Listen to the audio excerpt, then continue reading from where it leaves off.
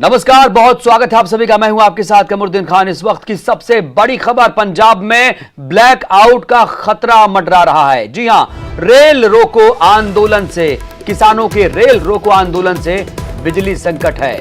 Thermal plant के पास कोयला नहीं बचा है। बरनाला में इस वक्त 30 किसान संगठनों की बैठक है। रेल रोको आंदोलन को लेकर बड़ा फैसला संभव है। तो बड़ी खबर, रेल रोको आंदोलन को लेकर बड़ा फैसला संभव है। 30 किसान संगठनों की बैठक है और पंजाब अब अंधेरे में डूबेगा, ऐसी आशंका जताई जा रही है। पिछले 17 दिनों से राज्य में रेल ट्रैक पर डेरा जमाए बैठे किसानों के आंदोलन का असर अब थर्मल पावर प्लांटों पर पड़ रहा है और उसमें बिजली उत्पादन बुरी तरह से प्रभावित हुआ है। मालगाड़ियां नहीं चलने से सरकारी और प्राइवेट थर्मल प्लांट में कोयले की भारी कमी के चलते कई यूनियंस बंद कर दी गई हैं। ऐसे में राज्य में, पंजाब में बिजली की मांग को पूरा करने के लिए प्रदेश सरकार ने खेती क्षेत्र में इन दिनों दी जा रही 5 घंटे की बिजली में कटौती कर दी है। अब किसानों को 2 घंटे की बिजली मिल रही है। सोचिए, पंजाब में ब्लैक आउट का खतरा है। लेकिन इस बीच बड़ी खबर, बरनाला में 30 किसान संगठनों की बैठक है और ऐसा माना जा रहा है कि रेल रोको आंदोलन को लेकर बड़ा फैसला आज आ सकता है।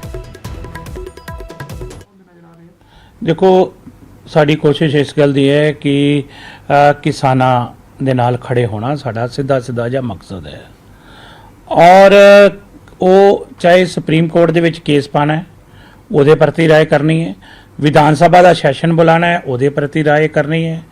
ਹੋਰ ਜਿੰਨੇ ਵੀ ਉਹਨਾਂ ਦੇ ਨਾਲ ਮੁੱਦੇ ਹੈ ਜਾਂ ਉਹਨਾਂ ਦੀ ਕਿਸੇ ਵੀ ਤਰ੍ਹਾਂ ਦੀ ਕੋਈ ਕਲੈਰੀਫਿਕੇਸ਼ਨ ਹੈ ਸਰਕਾਰ ਦੇ ਪ੍ਰਤੀ, ਉਹ ਸਾਰੀ ਗੱਲ ਤੈਅ ਕਰਨਗੇ ਔਰ ਇਹ ਸਾਰੀਆਂ ਮੀਟਿੰਗ 1-2 ਦਿਨ 'ਚ ਮੀਟਿੰਗ ਕਰਕੇ ਕੰਪਲੀਟ ਉਹ ਸਰਕਾਰ ਆਪਣਾ ਲਾਈਨ ਆਫ ਐਕਸ਼ਨ ਉਹ ਕਿਸਾਨਾਂ ਦੇ ਮੁਤਾਬਕ ਜੋ ਕਿਸਾਨ ਕਹਿਣਗੇ ਉਹਦੇ ਮੁਤਾਬਕ ਸਰਕਾਰ ਆਪਣਾ ਲਾਈਨ ਆਫ ਐਕਸ਼ਨ ਤਿਆਰ ਕਰੇਗੀ ਔਰ ਅਸੀਂ ਸੁਪਰੀਮ ਕੋਰਟ ਦੇ ਵਿੱਚ ਜਾਣ ਲੱਗਿਆਂ ਅਸੀਂ ਕਿਸਾਨਾਂ ਦੇ ਵਿਸ਼ਵਾਸ ਲੈਣਾ ਚਾਹੁੰਦੇ ਹਾਂ, ਉਹਨਾਂ ਨੂੰ ਵਿਸ਼ਵਾਸ 'ਚ ਲੈ ਕੇ ਚੱਲਣਾ ਚਾਹੁੰਦੇ ਹਾਂ।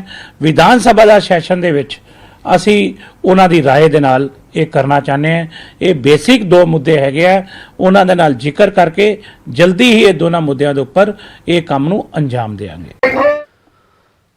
तो इस वक्त की सबसे बड़ी खबर, बरनाला में 30 किसान संगठनों की बैठक है। रेल रोको आंदोलन को लेकर बड़ा फैसला संभव है।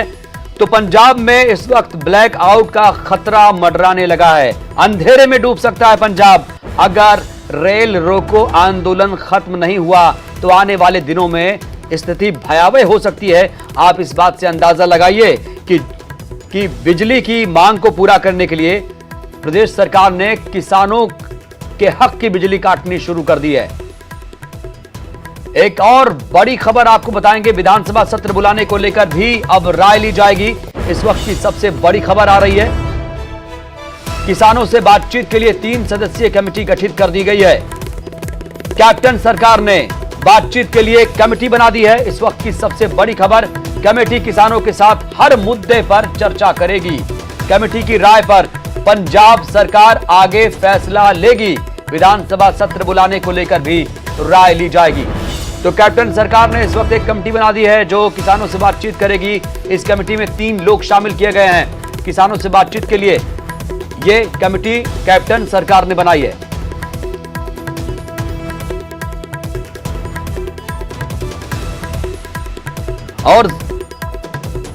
और इस वक्त कांग्रेस विधायक हमारे साथ राजकुमार वेरका साहब जुड़े हैं। वेरका साहब, हम देख पा रहे हैं कि पंजाब में ब्लैक आउट का खतरा मंडरा रहा है, सरकार क्या कर रही है? देखिए, तो किसानों की तकलीफ है और किसान जानबूझकर ये सड़कों पे नहीं, अपने बाल बच्चों को छोड़ करके सड़कों पे जिस तरह से जिंदगी व्यतीत कर रहे हैं, ये सबसे योग्य है। हमने किसानों से अपील की है, मुख्यमंत्री जी ने खुद अपील की है कि अगर पंजाब के सभी लोग आपकी तकलीफ को समझते हैं, किसानों की तकलीफ को समझते हैं, तो किसानों को भी पंजाब के लोगों की तकलीफ को समझना चाहिए। और दूसरी बात मैं कहूँ कि ये सभी मुद्दों पे बात करने के लिए मुख्यमंत्री जी ने 3 मेंबरी कमेटी बना दी है, जिसमें सुखजिंदर सिंह रंधावा है, सुख सरकारिया है और तृप्त राजेंद्र बाजवा है। ये 3 इशू है सामने। एक तो यह है कि रेल पटरियों पे जो किसान बैठे हैं, जो वस्तुएं आने की इजाजत दें ताकि लोगों की रोजमर्रा जिंदगी में असर ना पड़े, और खास करके ब्लैकआउट होने का खतरा जो मंडरा रहा है उससे कैसे निपटा जाए, इस पे बात करेंगे।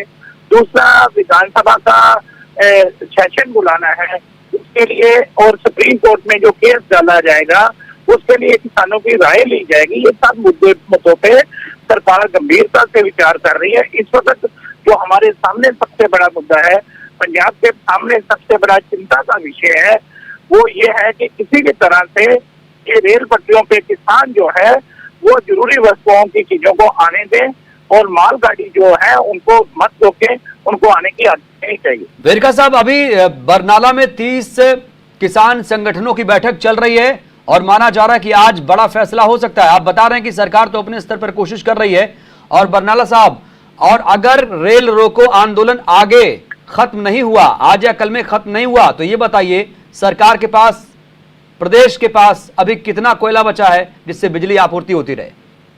देखिए, हमारे पास अभी 3-4 दिन का कोयला है, इससे ज्यादा हमारे पास है नहीं, और 3-4 दिन में इसका कोई ना कोई सोल्यूशन निकालना ही पड़ेगा।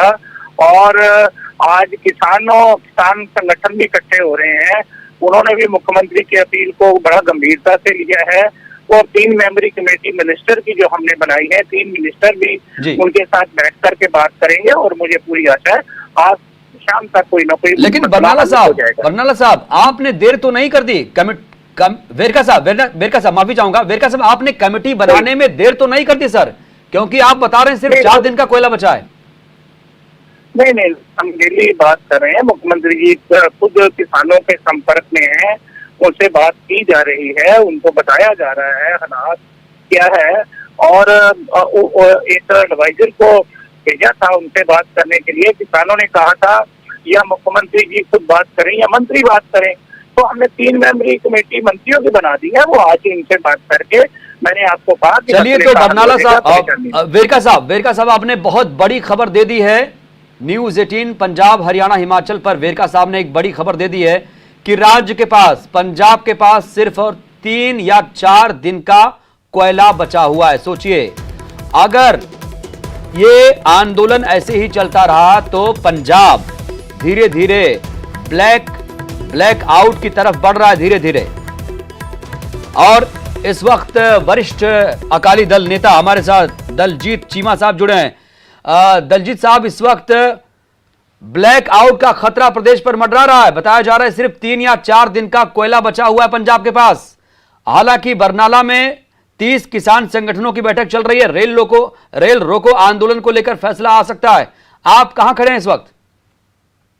देखिए, बात यह है कि गवर्नमेंट ऑफ इंडिया को भी चाहिए और स्टेट गवर्नमेंट को भी चाहिए कि किसानों के साथ जो भी बात है डायरेक्ट बैठ के ऑर्गेनाइजेशन के साथ बात करें। इसीलिए तो हम चाहते थे कि ये एजुटेशन ना चले, और इतना हमने कन्विंस किया था गवर्नमेंट ऑफ इंडिया को कि किसानों में रोष है, तो ये बिल पार्लियामेंट में पास ना किए जाए।